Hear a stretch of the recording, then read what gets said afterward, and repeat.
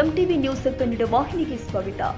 ಬಾಗಲಕೋಟೆ ಜಿಲ್ಲೆ ಬಾದಾಮಿ ತಾಲೂಕಿನ ಉಗಳವಾಟ ಗ್ರಾಮದಲ್ಲಿ ಅಮಾನುಷವಾಗಿ ಕುರಿ ಗಾಹಿ ಶರಣಪ್ಪ ಜಮ್ಮನಕಟ್ಟ ಹತ್ಯೆ. ಕೊಪ್ಪಳ ಜಿಲ್ಲೆ ಯಲಬುರ್ಗಾ ತಾಲೂಕಿನ ಹಿರೇಮ್ಯಾಗೇರಿ ಗ್ರಾಮದ ಕುರುಬ ಸಮಾಜದ ಮಹಿಳಾ ಪಿಡಿಒ ಮೇಲೆ ಹಲ್ಲೆ ಹಾಗೂ ಕಲಬುರಗಿ ಜಿಲ್ಲೆ ಆಳಂದ ತಾಲೂಕಿನ ಖಾನಾಪುರ ಗ್ರಾಮದಲ್ಲಿ ಕುರುಬರಿಗೆ ಬಹಿಷ್ಕಾರ ಖಂಡಿಸಿ ಕುರಿಗಾರು ಹಾಗೂ ವಿವಿಧ ಸಂಘಟನೆಗಳ ನೇತೃತ್ವದಲ್ಲಿ ಗದಗ ಜಿಲ್ಲಾಡಳಿತ ಭವನದ ಎದುರು ಕುರಿಗಳ ಸಮೇತ ಪ್ರತಿಭಟನೆಯನ್ನು ನಡೆಸಲಾಗಿದೆ.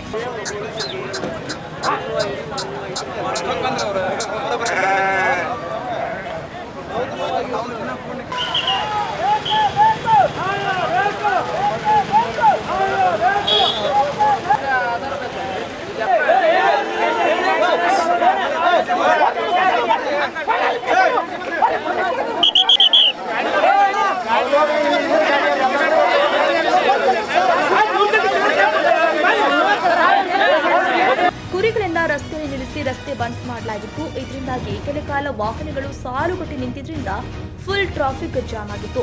ಕುರಿಗಾಯಿಯನ್ನ ಕೊಂದ ಕೊಲೆಗಡುಕರಿಗೆ ಕಠಿಣ ಶಿಕ್ಷೆ ವಿಧಿಸಬೇಕು ಅಂತ ಆಗ್ರಹಿಸಿದ್ರು. ಸರ್ಕಾರ ಕೂಡಲೇ ಎಚ್ಚೆತ್ತು ಕುರಿಗಾರರ ಹಿತ ಕಾಯಬೇಕು, ನಿಷ್ಪಕ್ಷಪಾತ ತನಿಖೆ ಮಾಡಬೇಕು, ಹತ್ಯೆಗೀಡಾದ ಯುವಕನ ಕುಟುಂಬಕ್ಕೆ ತಕ್ಷಣ ಪರಿಹಾರ ಒದಗಿಸಬೇಕು, ಕುರಿಗಾರರಿಗೆ ಬಂದೂಕು ಲೈಸೆನ್ಸ್ ಕೊಡಬೇಕು ಅಂತ ಒತ್ತಾಯ ಮಾಡಿದ್ರು.